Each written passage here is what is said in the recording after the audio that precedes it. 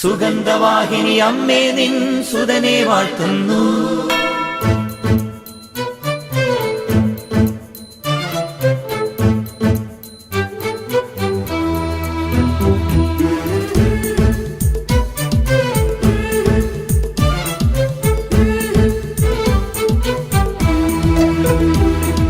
സ്നേഹമുള്ള സഹോദരങ്ങളെ, പ്രഭാതവന്ദനം. ഇന്നത്തെ സുവിശേഷത്തില് ഈശോ പ്രസംഗിക്കുന്ന കേട്ടിട്ട് പറയാണ്, വലിയ അധികാരമുള്ള പോലെ അവൻ പ്രസംഗിക്കുന്നു. നിനക്ക് പ്രസംഗിക്കുമ്പോൾ അധികാരമുണ്ടോ?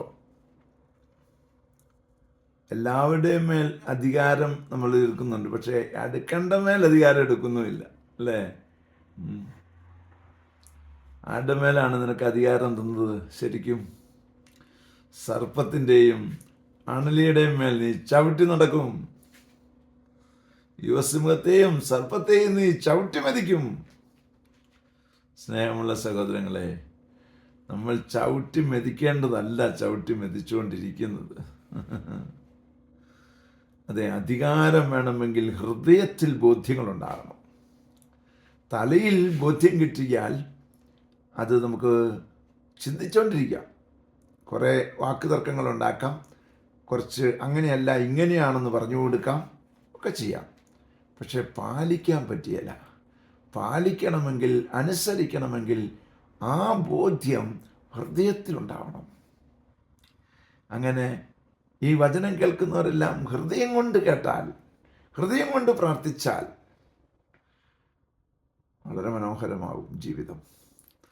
അങ്ങനെയുള്ളൊരു കൃപാവരത്തിനായി ആഗ്രഹിക്കാം, പ്രാർത്ഥിക്കാം. പരിശുദ്ധ അമ്മേ സഹായിക്കണേ.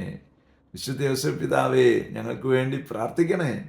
പരിശുദ്ധാത്മാവേ എഴുന്നള്ളി വരണേ. പരിശുദ്ധ പരമ ദിവ്യകാരണത്തിന് എന്നേരവും ആരാധനയും സ്തുതിയും പുകഴ്ചയും ഉണ്ടായിരിക്കട്ടെ. ആമേൻ.